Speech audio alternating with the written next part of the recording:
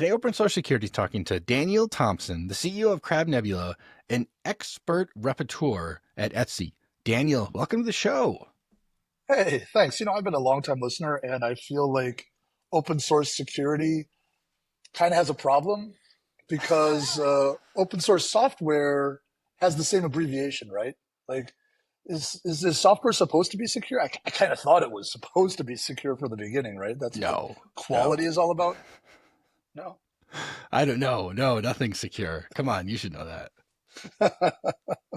But It's so great to be here. Yeah. no, I'm really excited. So I brought Daniel in because Daniel's involved with some of the upcoming European regulations. There's like the CRA, which we've all heard about and I've talked about on the show a couple of times, but there's also a thing called the Product Liability Directive, which Daniel said before we hit record is much more pressing and urgent than the CRA is, which intrigues me because, from my perspective, being obviously very open source adjacent, the CRA is the thing that I've had my gaze on for so long. So, yeah, I'm really excited to have you here, Daniel. So I'll just kind of let you take it from here, and we'll go where we go.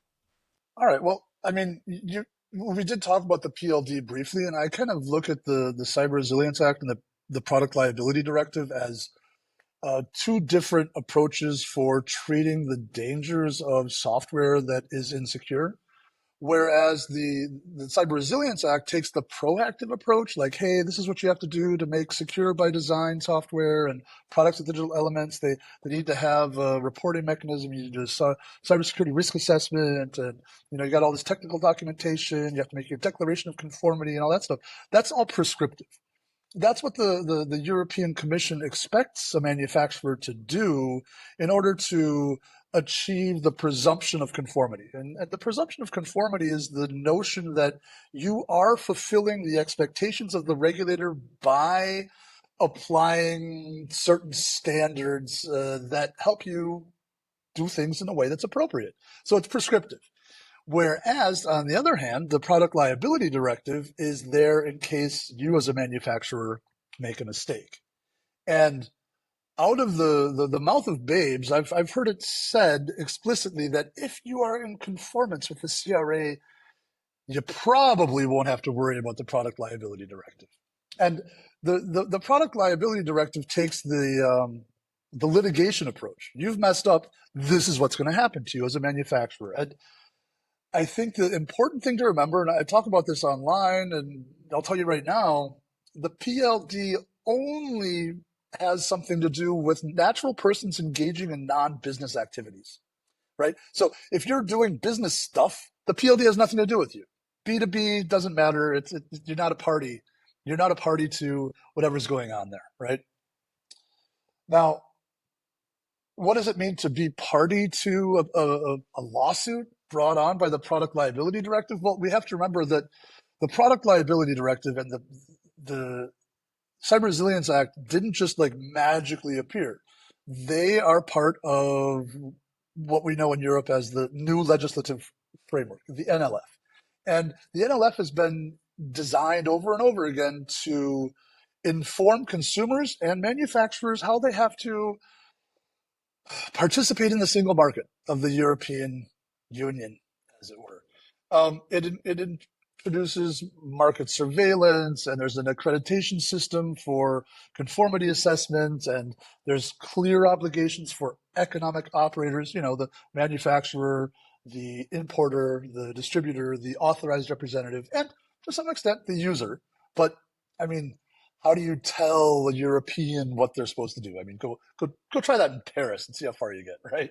You know, Right. and and then you have also the baseline regulation for the CE marking, which is kind of like the FCC marking. It shows that the manufacturer has um, uh, gone through all of the hurdles to certify, as it were, that their product is safe for use, right? And I think that I would like to come back to safety in a little while. I'm not quite at the point of safety because we're still talking about cybersecurity, but the product liability directive, for those of you who haven't heard of it, has three important pieces. One of them is that it's a no fault liability law. That means that if a consumer is damaged, that they don't have to prove what exactly broke when the software damaged Ah, them, just that it was this software, right? So that makes the um, association with the manufacturer a lot easier,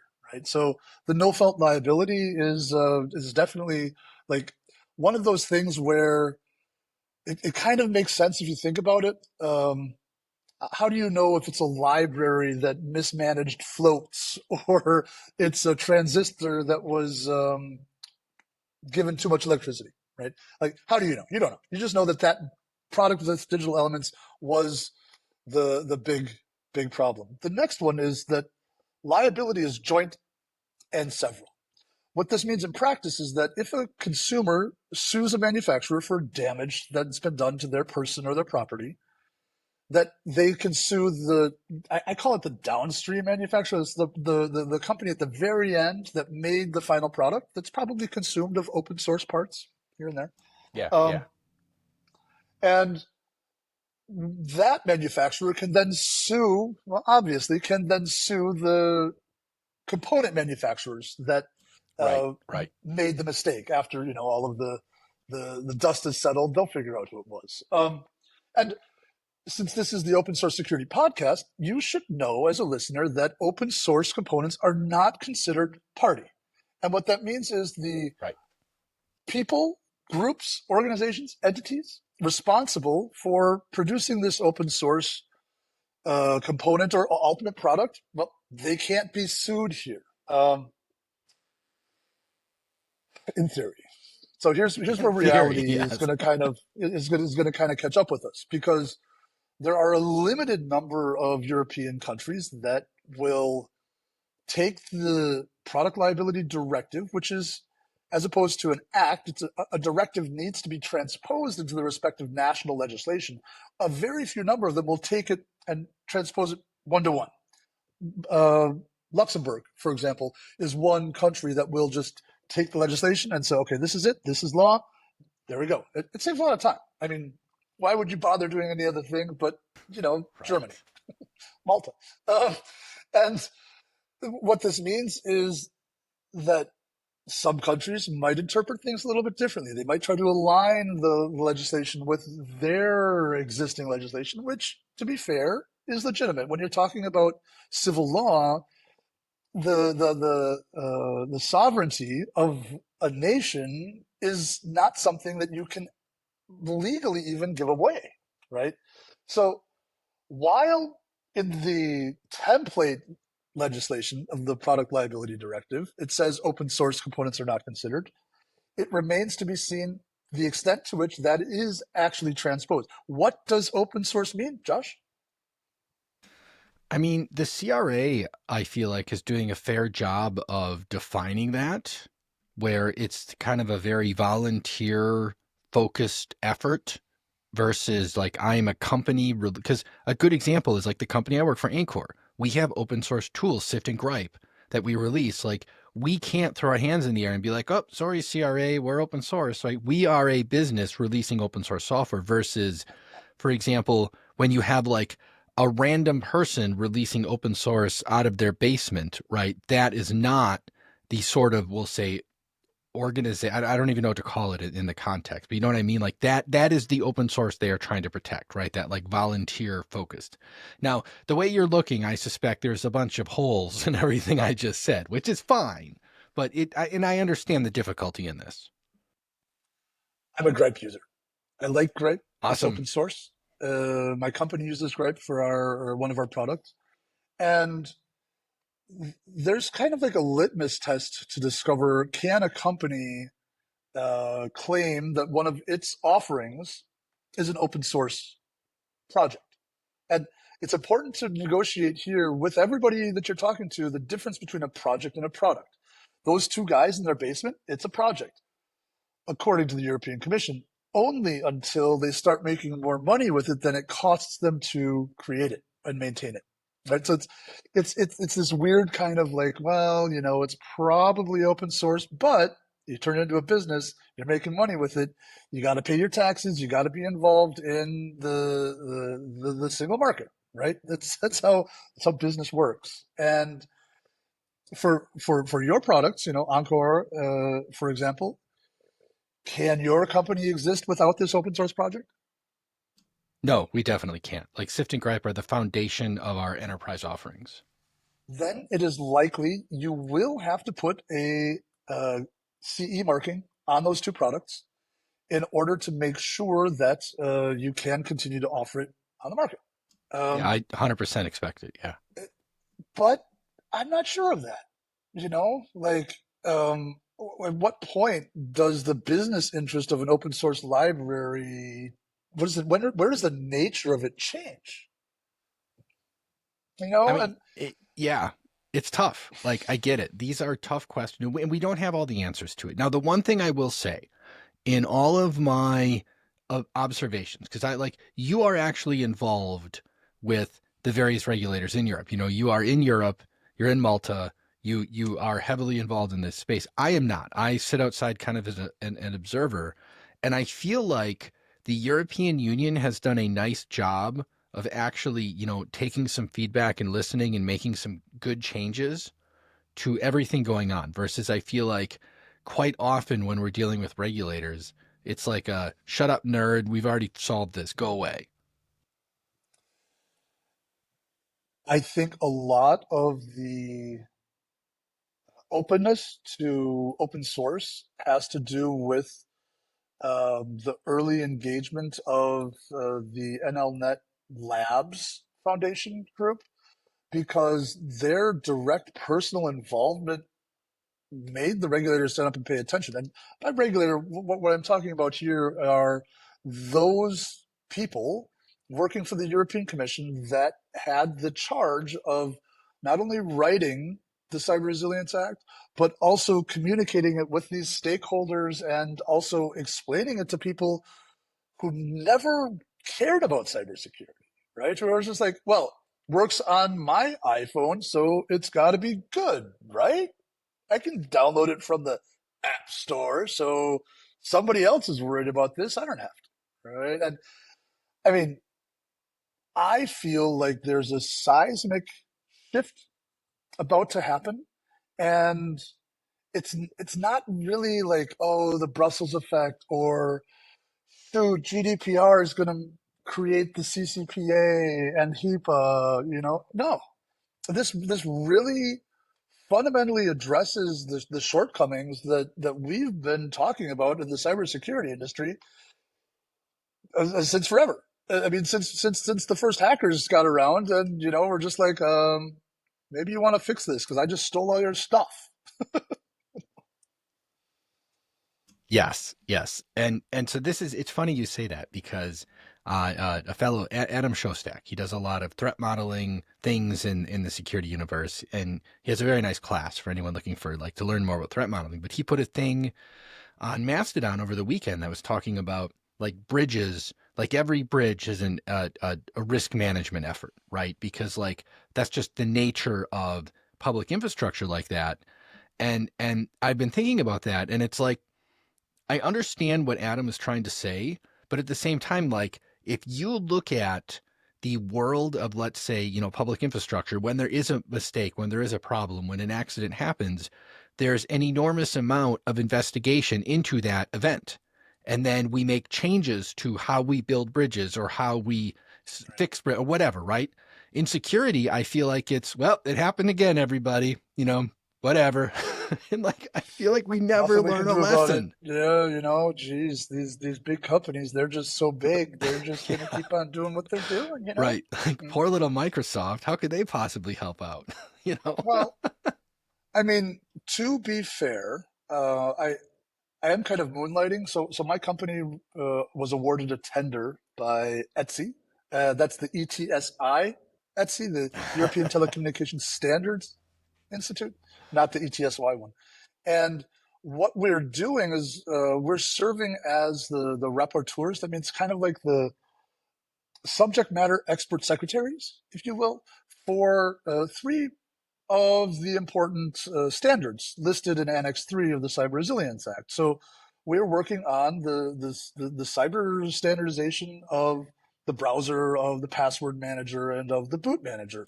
And it's not just Microsoft that's in these meetings. It's Apple, it's Google, it's Yeah. Mozilla, Yeah. and there's a vested interest from industry to make sure that we get it right. And yet, I have a personal mission, and anyone who's listening to this who feels that they're addressed by any of these three verticals or any of the important verticals really can reach out to us. We have a mandate from Etsy to invite the open source community as experts to this standardization process and to be directly involved. It's a couple hours of meetings every couple of weeks. We have a very tight deadline. We're aiming to get this all um, published in final form toward the end of the year. I mean, it's complicated. Like writing a standard is not just let's go chat GPT and figure out how browsers work. There's a lot of back and forth and negotiations and discussions, and it starts with scoping. Like you would not believe how long smartest people in the room discussed what is browsing.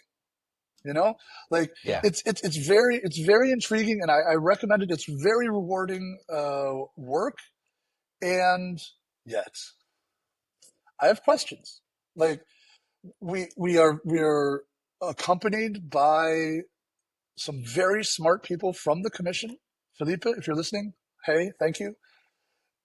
But in such a landmark piece of legislation, there's so much work that things are unclear. Like I'll give you an example. Here's some unclarity for you. Originally, we thought that anything that was communicating across a network was in scope.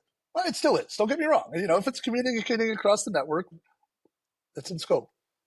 But recently, with all of the work that's being done on the horizontal standards as well as the vertical standards, it's kind of come to our attention that maybe it's everything running on the operating system. And then in the browser meeting, we discussed the classical flow of an exploit across multiple layers of the operating system. And a lot of them start not with the browser, but with the website. It starts with somebody not sanitizing their inputs, so some kind of XSS. There's a lot of ways you can do this, and then suddenly you're in the browser, and then there's another chained exploit in the browser, and suddenly you have root on the operating system of the user, or please, maybe the servers. You never know where you're going to traverse horizontally or even diagonally. It's like, you know, so the questions that we're trying to get addressed are also responding to the questions we're getting from the open source community and from the broad field of stakeholders, I would say. So, in contrast to a lot of other standardization processes that I've kind of seen post factum, I feel like we're at least trying our best to incorporate and include members of the open source community wherever we can. And so, I mean, I'm not here to do outreach for that, but I will tell everybody that it's important work. It's going Yeah. to No. frame the internet for the next decades. Yeah. Oh, for sure. And you can do outreach. I'm cool with that. Like, yeah, anyone interested in this, I'll have a link to some way to contact Daniel in the show notes. So use that. But no, I mean, this is why I wanted you to come on the show, though, right? I mean, this is why no one knows this except Daniel and I. It has been like months in the making to get him on this because it seemed like one of us kept canceling at the last minute, and so No, like this is the one of us who was no, canceling at the whatever. last We minute. both had issues, but like this is the thing, right? This is why I wanted you here, is because you're involved and you have this knowledge that I feel like is so important, and it is going to affect open source and closed source and the internet and everything we do for, yes, decades and decades to come, 100%. Because the other thing is, you mentioned a while back that every sovereign nation, creates their own laws for this stuff. And that's the thing, right? And that's what makes it so, I guess, scary in a way, is this isn't like the EU drafts a thing and then we're like, all right, that's the law, we're done, everybody. The EU is complicated, right? And so if there are mistakes now, it will be 10 years before those mistakes end up fixed in all Well, the I mean, do jurisdictions, you I remember suspect. DORA, Digital Operational Resilience Act? I It just entered effect or was in application in January. yeah, yeah. It was immediately challenged, and 2 weeks later, several parts of it were reversed. Oh, that's So impressive then. there are a lot of controls here. I mean, on the one hand, yes, you have the litigation process that can happen, but I think what's more likely to happen here is the regulator, and by regulator, what I really mean are the enforcements, the surveillance authorities, the people who are trying to make sure that this is all tracked and being done appropriately. I think what we're going to see is a lot of warnings in the beginning, and then we're going to see fines, and that's going to take time. It's just going to Yeah, take time. yeah. Well, and that's an important thing as well, I think, is I remember when GDPR happened and everyone was saying, oh my goodness, this is going to end the world, where businesses are going to go bankrupt from GDPR fines. And the reality is, like, there haven't been that many fines. Like, you have to be So, pretty egregious to get a big GDPR fine. yeah. At the same time, if the scope does expand to include everything running within a, I'm not saying it will. I have a lot of questions still. We're trying to figure this out. But if it does expand to everything running in the context of an operating system, there's a lot of room for scope, and maybe companies like yours, Josh, should really consider donating the open source code to a foundation so that it can be stewarded. I think that's the important Sure. part that got carved out for us as a broad open source community. And I know there's voices out there. I don't agree with them, but there are voices out there that said, "Oh, the open source steward program was just built for Linux Foundation and Eclipse and Apache." And yes, while that does reflect a bit of truth, it doesn't stop anybody else from militantly protecting the source code away from interests that can change the license, for example. Yeah. And Yeah. doing that will then do a couple things. Stewarded open source cannot carry a CE market. It can't because it's not a product. It's not on the market by definition. Um, does that mean that you don't have any obligations? No, you still are supposed to report to the regulators that you're being attacked if you're being attacked. You're supposed to have a contact address. And honestly, if you're not shipping a entirely granular SBOM in 2025, are you really here? You know, like, come on. And I'm not talking about your package lock. That may be enough, but we can, and we should be doing better. And I feel that Yeah. that's the larger impulse here. Like, I mean, I agree, but the product liability directive doesn't necessitate an SBOM, right? no, but the product liability directive is expected to be in application soon. Um, Right. Right. Maybe Germany will be first. The deadline is 2 years from December 11th, 2024. So Yeah. December 11th, 2026, it's going to be available in a number of European countries, which is why I see it as the larger threat. And let me explain the threat model. Let's say you have an open source project and it's being used by a big player, and that big player gets sued for, oh, how about psychological damage, which is actually described? It's a novel type of damage that you can sue a manufacturer for. So that manufacturer gets sued for psychological damage, and their legal team goes through the entire SBOM and associates the risk with the different component distributors isn't the right word, creators. Some of them are open source, probably the majority of them are open source, but I mean, they're already like out millions, billions, who knows, might as well send a letter to every single open source manufacturer in your SBOM and be like, hey, can you prove to me that you are really open source Oh and man. not a manufacturer? Right. That's dicey, isn't it? I don't know. I mean, it's a play in the playbook from legal firms who got nothing else to lose except, And then, let's imagine you're these two guys in the basement. And you're just doing your little project about converting floats into integers or whatever, and you get a letter like that over, or an issue filed on GitHub.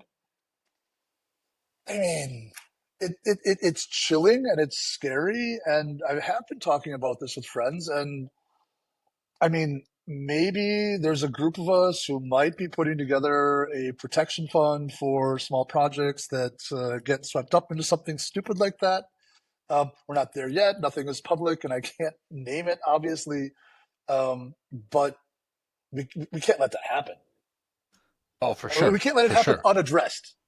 Yeah. Unaddressed. I mean, we can't Yeah. stop it, but I think that's a risk that we'll see, and at least one legal firm is going to try it. Oh, yes. Guaranteed. For sure. For sure. Oh man, that's terrifying. I didn't even thought of I didn't even realize that was a thing.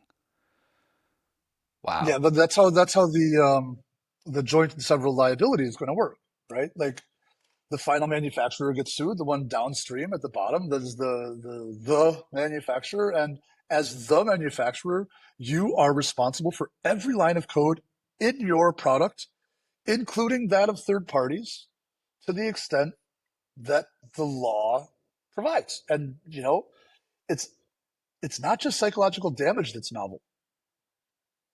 It's also data loss on a consumer device. This doesn't fit into the realm of what cyber insurance is giving you these days. Like, and then here's the kind of weird part. Let's say you're a company and you're servicing B2B and you have a product that you're selling only to other manufacturers that are companies, but then that manufacturer uses your product and their product and sells it to consumers. Are you now liable under Right. the PLD? Yes, you would be, Oh, right? you would. Would Okay. Yeah, you would. I mean, unless you're verifiably open source, and if you are protected by the amazing people at the Eclipse Foundation or the Linux Foundation or the Apache Foundation or NLNet's sister association, the Commons Conservancy, who have lawyers. Maybe they're not prepared for this, but that lawyer's going to get a letter and be like, "No, sorry, we're like we're recognized by the European Commission as being this type. So yeah, we are absolutely not manufacturers. We're stewards." Right. So I I think that we're going to see a couple things happening. We're going to see more associations forming where people collectively protect their code from such moronic, litigious idiocy. I'm sorry, I'm trying to big Scrabble words here,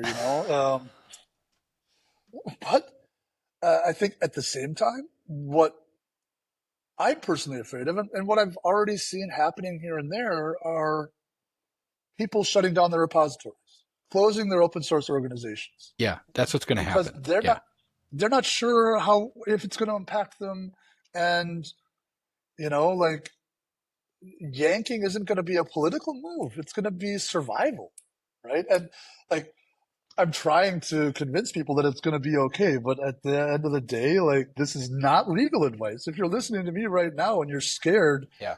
I can help you find a lawyer if you want one, but I am not a lawyer, and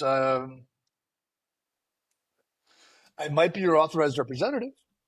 Like in Europe, part of the CRA mandates, it's required that non-European manufacturers have a European authorized representative who doesn't do much else except keeps the records for 10 years and communicates as liaison between Yeah. the manufacturer and the regulator in case something happens. Which, you know what I'm going to do, Daniel? I'm just going to bring you back for CRA because I feel like I don't want to dive into that at this point because we're nearly out of time here. But I also have one data point for you and for anyone listening. So you mentioned this whole like, foundation as a steward versus, manufacturer versus project. Like the thing to consider is, so yes, there is the Eclipse Foundation, there's the Linux Foundation, there's the Apache Foundation, there's all these foundations. Collectively, they probably have a couple of thousand open source projects that fall under their umbrella. In the world, there are, I think NPM alone has like 10 million packages. There are I use the ecosystems data, which is a project by Andrew Mhm. Nesbitt. He's actually a guest not It's too a long ago beautiful on the show. project. Uh, There's like 30 million open source projects that they're tracking, right? And there's almost certainly more than that. Like 30 million versus a couple thousand. Like this is a mind-boggling difference that we're going to have to rectify at some point. um, I can't count to 30 million. I never tried. Uh, I think the most modules, node modules I ever had in a project was a library project a while back, and that had something like 4,000 node modules in it. But I mean, Yeah. this was back in the days of like Babel JS and stuff, right? You know, or you had to Yeah. transpile it yourself. And Node still works like that, where when you install a Node module, you get like hundreds of things Yeah. beneath it. Uh, Like that's It's just it's normal it's it's there. interesting. Like if there was one takeaway that I had for all of your listeners right now, the investment of time versus value that you're going to get the most out of is to create an SBOM that includes all your transients, everything that is a below top level, because I'm kind of sure or hopeful. Let's call it hopeful. I'm hopeful that the TC1 that's working on the technical committee one that's working on the broad horizontal standard agree with my concern that a top level SBOM is utterly useless. Oh Like yeah, for sure.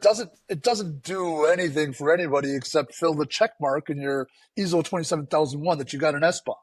Yeah, Uh, yeah. it's not going to help you. It's actually going to cost you more time to figure out which version of what library was in that product at that point in time 4 years ago.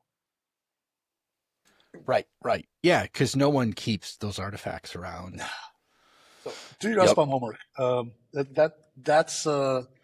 That's coming from me and from Ola and from Anthony and from Josh and from everybody in the security community. Save yourselves the time and effort because no matter what happens with the SBOM, with Europe, with your product, with somebody's open source project, hackers are going to come and they're going to win, and you're going to discover new vulnerabilities, and like that's as given as the weather. You know, like you're not going to say, "Oh, Yeah, I yeah. solved rain," so you're not going to buy umbrellas anymore.